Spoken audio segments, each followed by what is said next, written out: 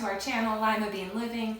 In today's video, we are going to be doing 4 different DIY Dollar Tree Christmas crafts. So let's get started. So the first craft I'm going to take you through is pretty much the easiest.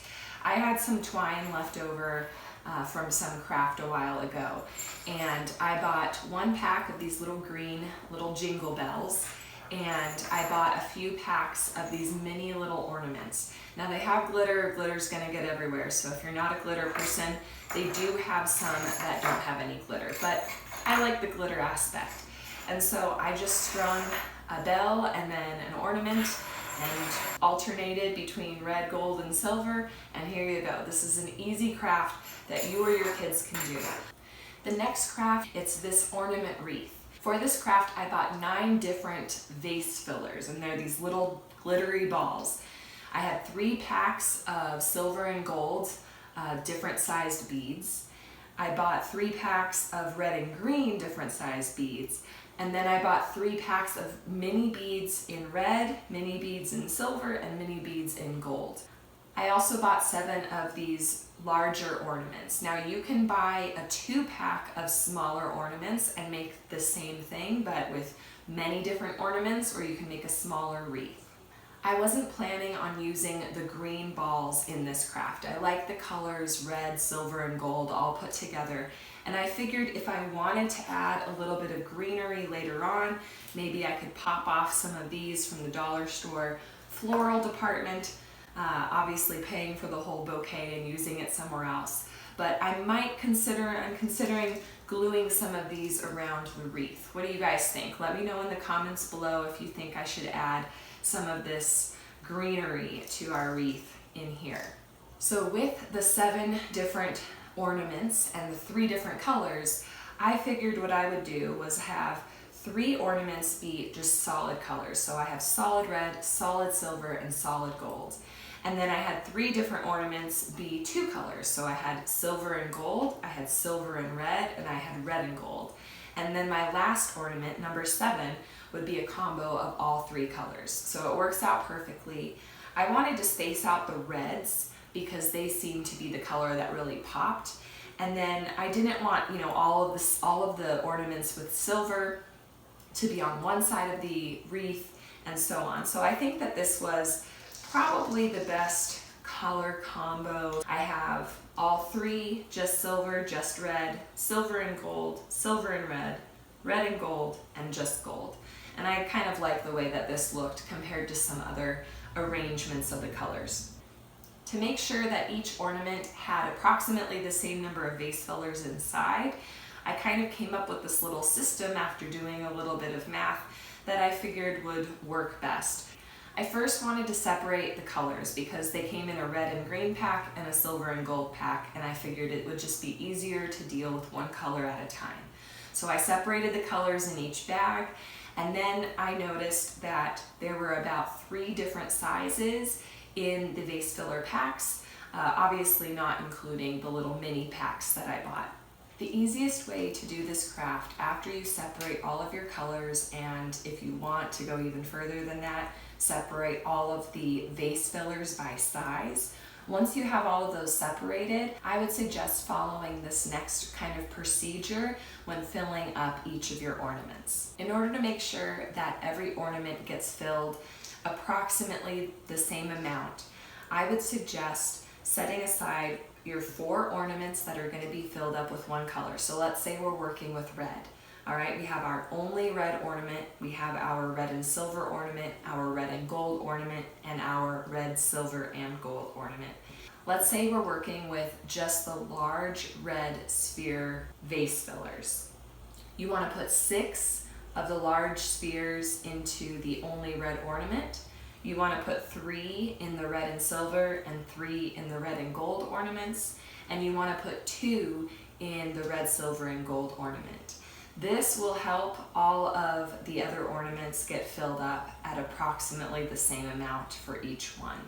So you're going to go ahead and continue to repeat that process until all of the large spheres are used up.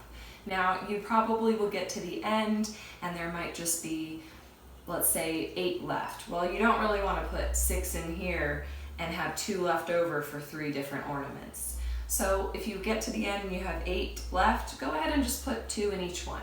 That would be fine. You can kind of eyeball it at the very end.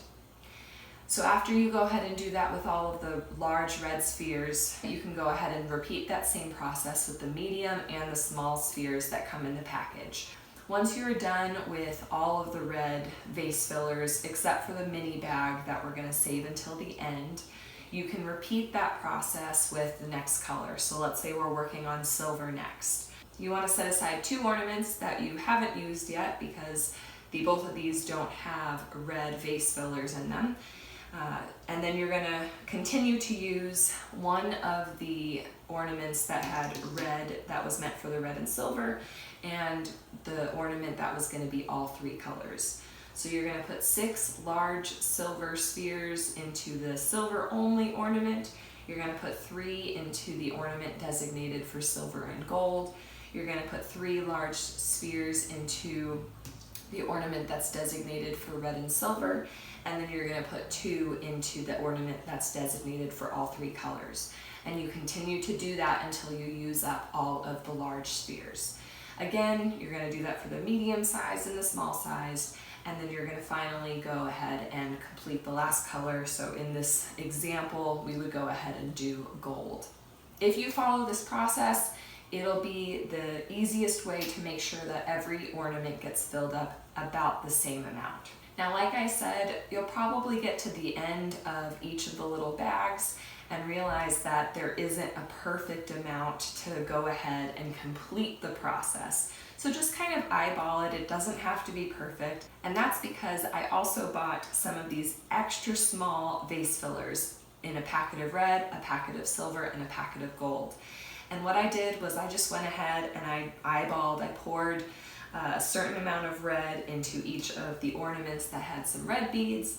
I poured in a little bit more into the sphere that had only red vase fillers, and then I finished off the other ornaments. Then I took the gold or silver and poured it in as well.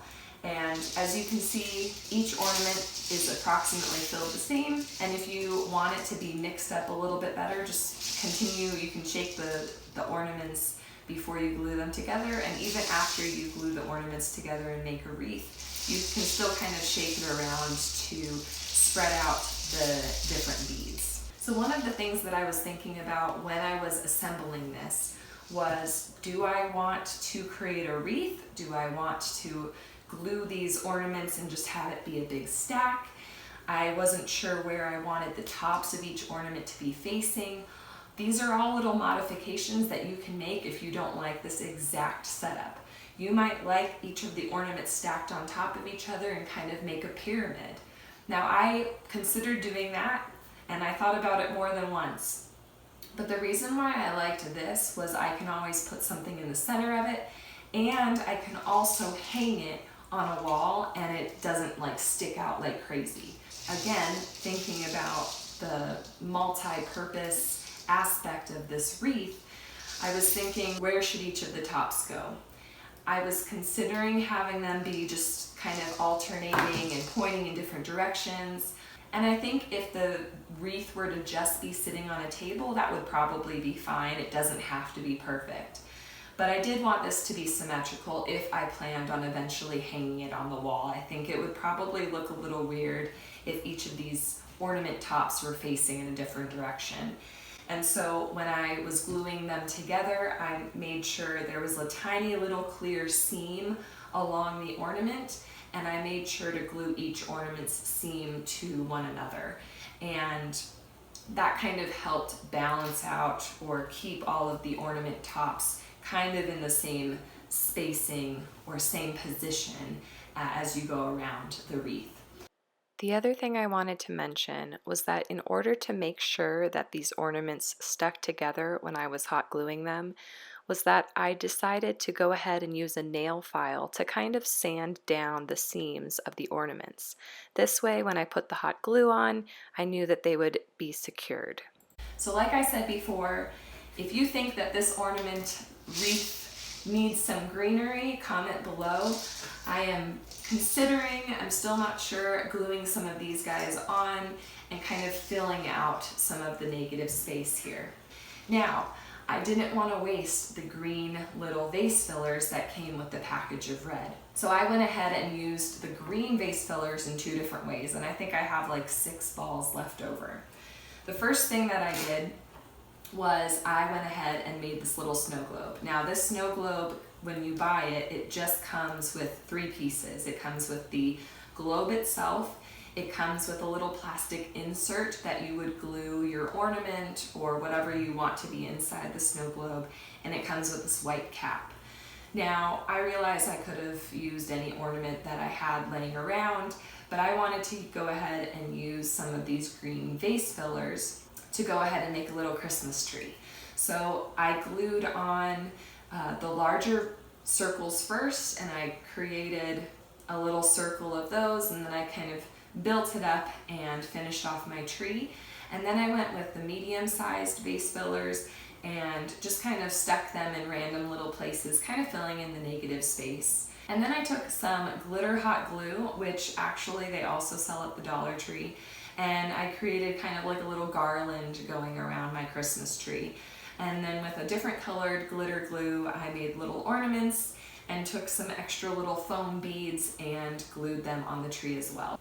After completing my tree and making sure it was nice and glued stiff to the plastic insert and it wasn't going to fall apart, I went ahead and poured some glitter into my globe, filled the globe up with water, and inserted the tree on with the base into the snow globe. Now, even though I put it in and water was coming out because I put a little bit too much water in, it still ended up having this big bubble, and I may end up trying to fill it with just the perfect amount of water, but it's really not that big of a deal. In the directions with the snow globe, it says you can put baby oil. I didn't have enough on hand, and I figured water would work just fine, and it does. The glitter goes everywhere really nicely, it moves around, and it does settle down. I think it's really cool that you can kind of make this your own. Let's say you have an ornament that doesn't really fit your decorative scheme anymore, but you don't want to give it away because it's meaningful. You can go ahead and make that into a snow globe and have that be kind of a memorable item for your children. So anyways, this was really fun to make, and was one way that I used the green vase fillers. The other way that I used the green vase fillers was to spell out joy. And the way that I made this was, first I took the large vase holders and I glued 2 together, and I just did that a whole bunch of times. And I was considering back and forth between having just one line of vase fillers making each letter, but I ended up settling on something that was a little bit more like a thicker lettering and a little bit more sturdy. So after I took most of the large vase fillers and glued just 2 together and 2 together and 2 together, I then kind of mapped out on a piece of paper about the size of the letter that I wanted, and I took those and I kind of spaced them out kind of in a zigzag pattern, because I knew that in the negative space I would use the medium-sized and small-sized vase fillers to kind of fill that in. And then I glued that together once I kind of mapped out the size and shape of the letters that I wanted. After I did the large vase fillers, I went in and filled in with medium-sized and small-sized vase fillers until it completed out the letter. Again, with the O, I tried to do this type of zigzag pattern with the large vase fillers until I made the O shape, and then went in with the medium and the small size vase fillers into just the negative space, filling it out. And I did the same with the Y. After I completed each letter, I went and flipped them over and poured some extra hot glue. I used different colors like glitter gold, glitter green, and glitter red. And I just kind of filled in some of the cracks, made sure that everything was stuck together really nice, because I didn't want this falling apart. So like I said, I envision using these letters by kind of propping them up against a bookshelf, laying them up against the wall, but I also have another idea. In my living area, I have a homemade piece of artwork that I did a few years ago before my move out to Arizona for grad school. And it is this wooden plank with hanging rose petals. Now, it's been rose petals year round, and I'm thinking about switching it up a bit. I want this art piece to kind of change with each season. So I bought some extra fall leaves from the Dollar Tree that I plan on maybe making some hanging fall leaves that I can switch up for the fall. And then for winter time, I'm considering using a lot of these little ornaments that I got in, I believe it was a 16 pack from the Dollar Tree, and having the little ornaments be hanging instead of the rose petals. And I'm considering, let me know in the comments below if you think this is a good idea, but I'm thinking of having the word joy made with these vase fillers be also suspended. So I would have the word joy in green hanging with these red, silver, and gold ornaments kind of surrounding it and flowing like the rose petals do in the original piece. So let me know in the comments below if you think I should just leave the letters joy separate, have them somewhere in my house, or if you think it would look nice hanging with the little tiny ornaments the way that these rose petals hang in my art piece. So that's it. Those are our 4 holiday DIY Christmas crafts from the Dollar Tree. Go ahead and let me know in the comments below which one was your favorite. Also, if you're planning on doing any of these, let me know that too. If you like this video, please give us a thumbs up, and we'll see you next time.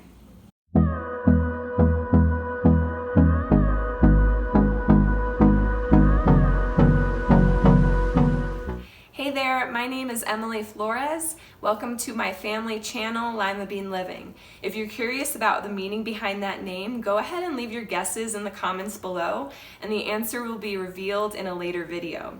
We post videos every Monday and Friday, and they range from lifestyle, military life, cooking, cleaning, even some car maintenance and some math. We are going to try to do it all. So stick around, subscribe, and if you like this video, go ahead and give it a thumbs up.